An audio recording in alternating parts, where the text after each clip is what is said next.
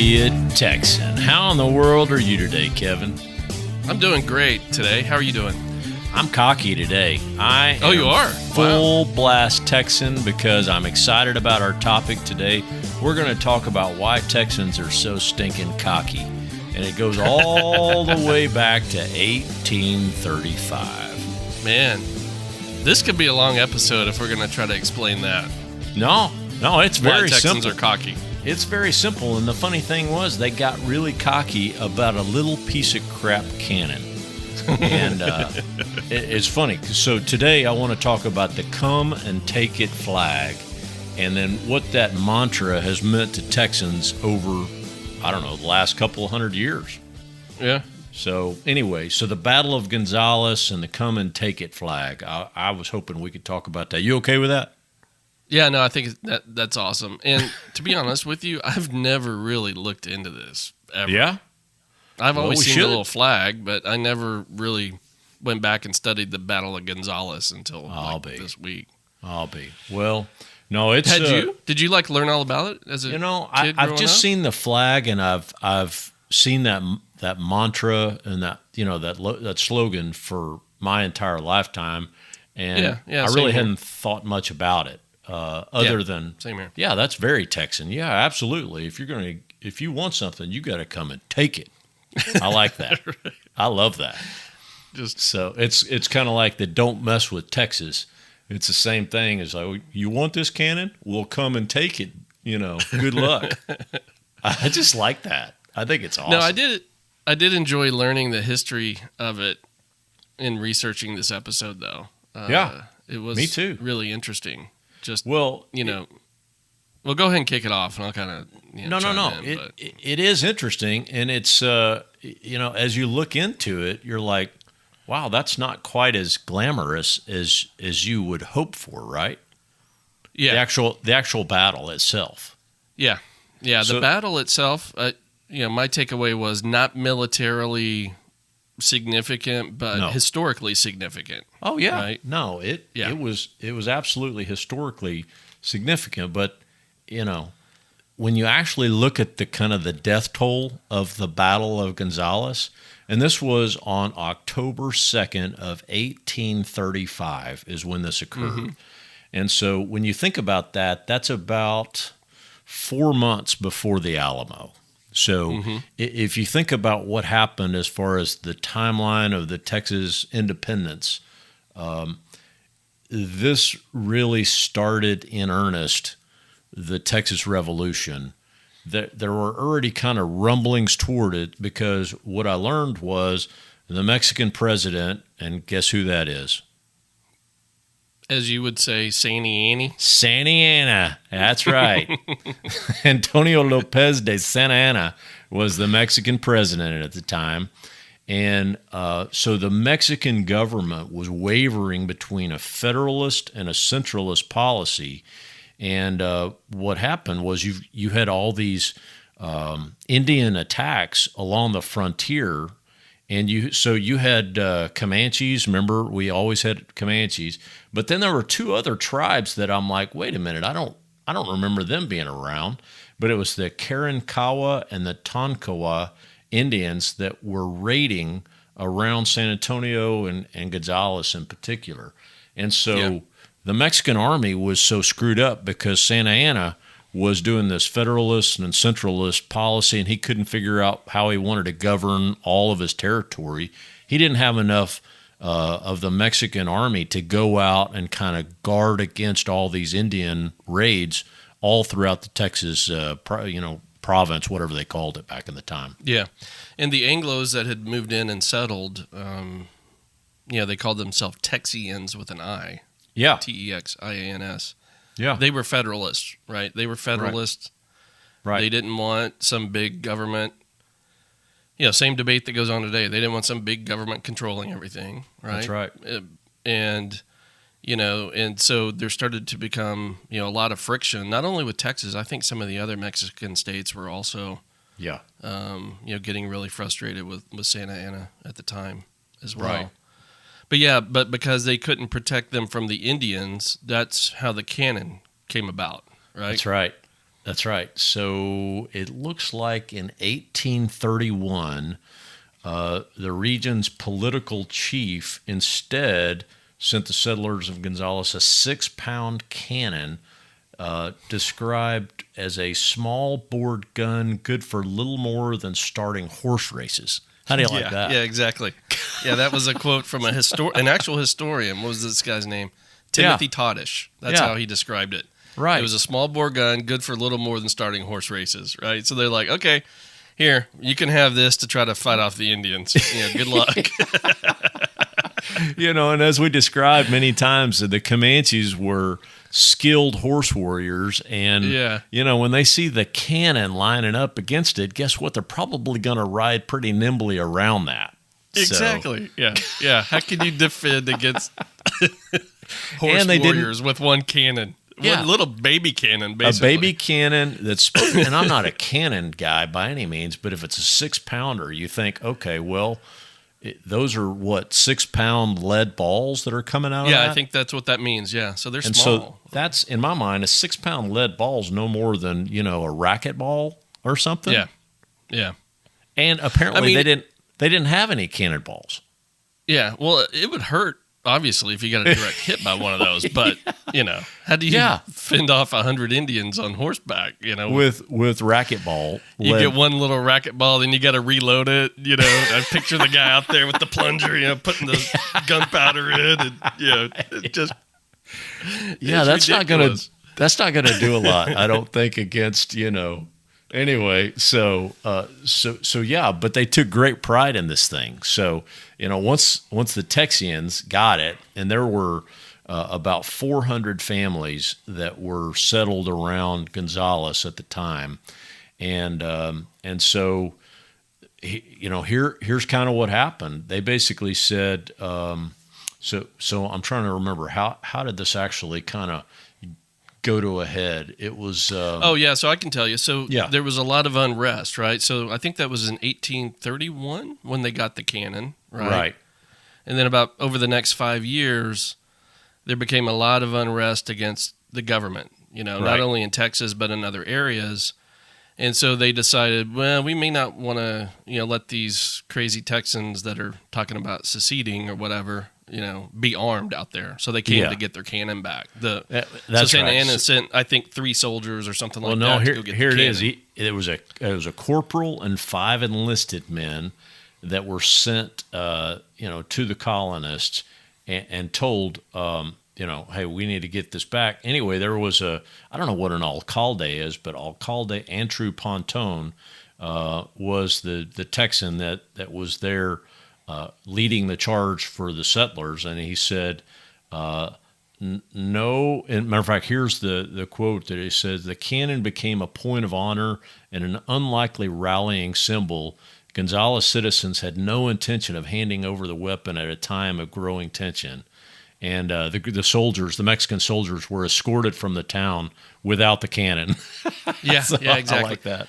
Yeah, the part I read, they said they actually had a vote in the town. I guess it was small enough that they could vote on it. I don't know. Yeah. And apparently 2 town residents voted yes to send the cannon back, and then everybody else is like, hell no, they can't have this cannon.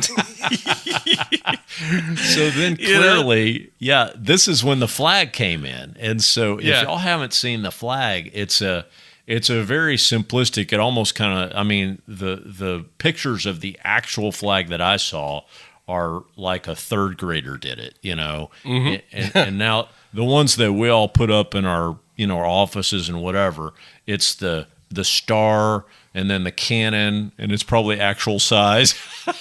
And then underneath it says, come and take it. And and that's the rallying cry. But they really did. They put a flag together and raised that flag up. And so then after the corporal and the 5 enlisted men from the Mexican army were sent back to Colonel Ugar Techea, he was the commander in San Antonio. Well, they got all kinds of mad, and then they sent another group back, and this was a much larger group. And then at that point, you had a group of Texans called the Old 18, and they were on the other side of the river. And so I can't recall which river this is, but there was a river that they had a pontoon and a ferry that they were going across because apparently in October, this was a fast-moving little river coming into Gonzalez. And so the Texans had removed the ferry, the pontoon, all that, so the Mexicans couldn't get across that with their larger troop. And then you have 18 Texans there to delay the Mexicans from getting into Gonzalez to reclaim that cannon. I've even actually got the 18 here listed. Let me just ask you. It was the Guadalupe River. It was the Guadalupe? Okay, yeah. Yeah, I just looked that one up. Yeah, so looking through the list, I don't think either of us will actually recall any of these. But anyway, there were 18 Texans, and these were, heroic, and they were called the Old 18. And so then leading into the battle of October 2nd, 1835, what happened was the Mexican troops that were there, and I can't recall how many there were. I think it was around 300 that they sent back. I thought it was several hundred. And so it's a pretty good party. And by then, all the Colonel, I think Travis, had already started going around the surrounding Texan towns asking for volunteers. And so the volunteer kind of militia came together in Gonzalez, and so they sent a party that night, really the night before October 2nd, and so they were basically creeping up on the Mexican army encamped.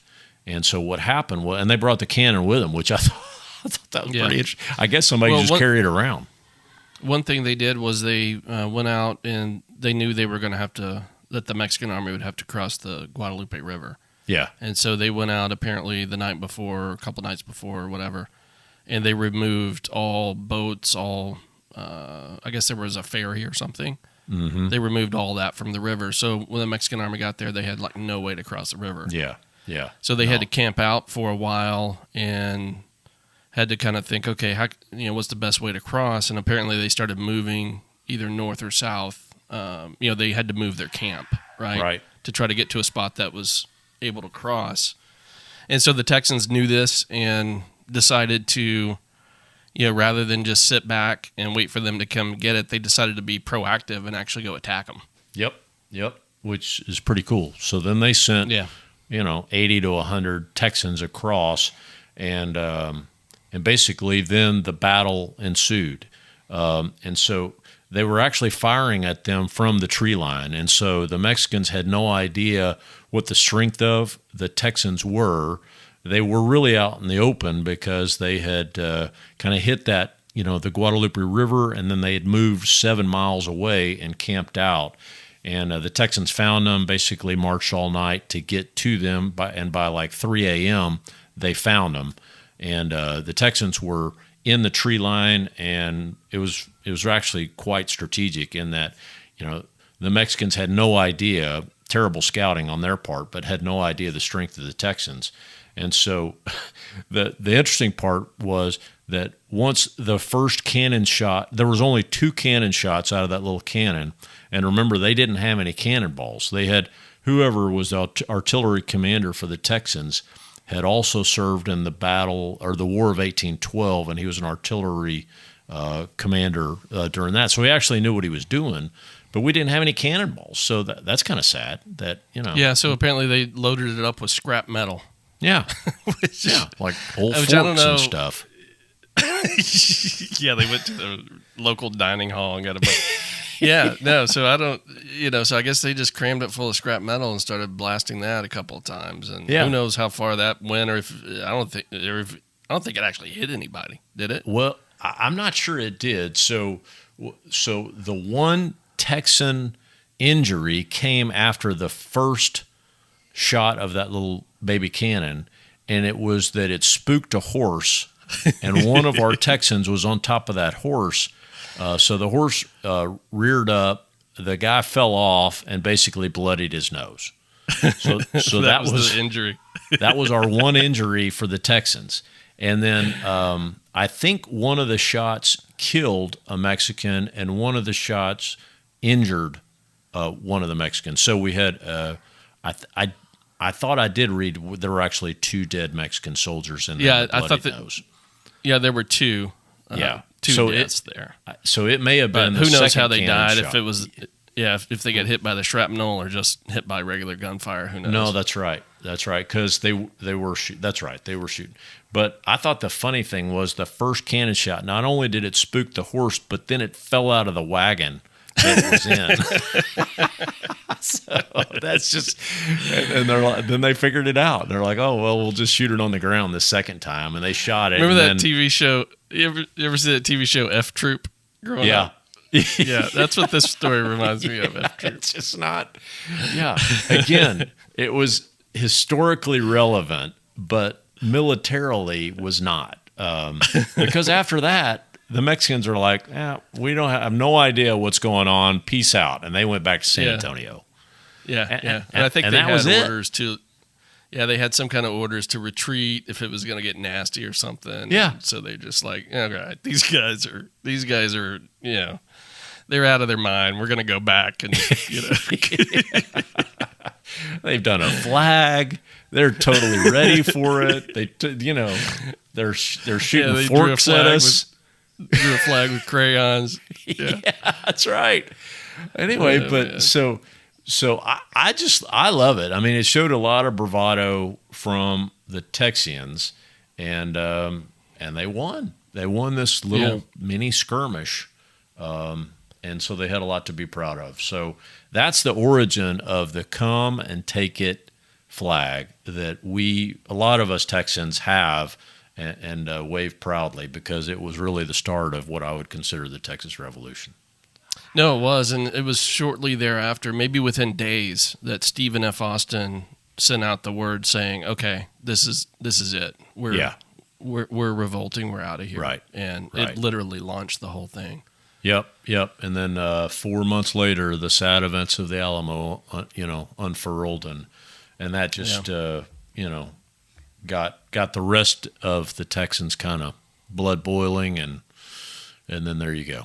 So so my takeaway from this was not so much about cockiness. Maybe there's always a little bit of that, but also it was more about just standing by their principles. The principle of the thing, right? Not so much the cannon, right? These guys, like you said, this guy was an artillery, military master from the War of 1812 or whatever. Right. He knew this is probably a little piece of crap, but it was more about standing by their principles. That hey, we don't need this government in here. Mucking things up and, telling us what to do. And, when we did need you, all you gave us was this little, piece of junk to try to defend ourselves. So that's right. I think it was more about the principle of the thing than anything else. I agree. And it was very prideful, and that it was clearly the direction that the Texans wanted to go anyway, was independence, away from, this Mexican president, Santa Anna, and all that. So, yeah. The interesting analogy that I thought was interesting when I was reading this, it goes all the way back to over 400 BC with the Persians and the Greek city-state of Sparta. And I know you don't watch many movies, but a lot of people have seen that movie 300, and there was a battle that was, it was really the Battle of Thermopylae, and that was around 480 BC. And the movie, 300 Spartans, or the movie 300, was based on that. And this mantra of come and take it was really used during that too, obviously in Greek, but it was there too, because the Persians said, we are going to overrun you. We are going to have, we're going to dominate you and rule you as a government. And the Spartans were fantastic warriors. And they had this, basically it was a canyon that they guarded. The 300 Spartans guarded against the 7,000 oncoming Persian troops. And, it was an amazing battle. Yeah. But they had the same kind of mantra of come and take it. Very, very pride-filled. So, yeah. That's interesting. Yeah, I did not know that. Yeah. And they held it for a long time and killed I mean, hundreds and hundreds and hundreds of Persians, but ultimately they fell too. Yeah. No, it's a cool story, the Texas thing. We have a few chuckles, about it looking back on it. But if you really think about it at the time, these were really brave men that did this, right? This was not an organized military. This wasn't the U.S. Army. This was just guys like, me and you. Suddenly we get these guys are coming to get our cannon. We're like, all right, saddle up. So, these weren't trained military people. And, so to go take on the Mexican army like that was a pretty brave thing to do. No, it really was. But it also shows a little kind of helter-skelter because before this battle, they actually took that little mini cannon and buried it. And just so that the Mexicans, if they came into town, they couldn't find it, and then they had to dig it back up for the battle. Oh, really? Yeah, they buried that sucker in Gonzalez, so the Mexicans couldn't find it, and then they had to go dig it up and kind of clean it off, and then stuff the forks in there. So I could just see these guys who are doing that duty. They're like, dude, you just had us bury the thing. I just now buried we're gonna it. Unbury it. What a waste. Yeah. We need new management here. Yeah. Oh, that's great. All right. Well, hey, that's it. That's the story of the Battle of Gonzalez and the Come and Take It origin. I love it. So if y'all don't have a Come and Take It flag, you need to get one and put it up on your wall. So. Yeah, this was awesome. Great topic. This is a lot of fun. Well, y'all look us up out there. Subscribe, like, share, tell your neighbors, write us a review. We love y'all. Comments. Adios. All right, adios. Yeah, or even just some comments. Adios. Bye.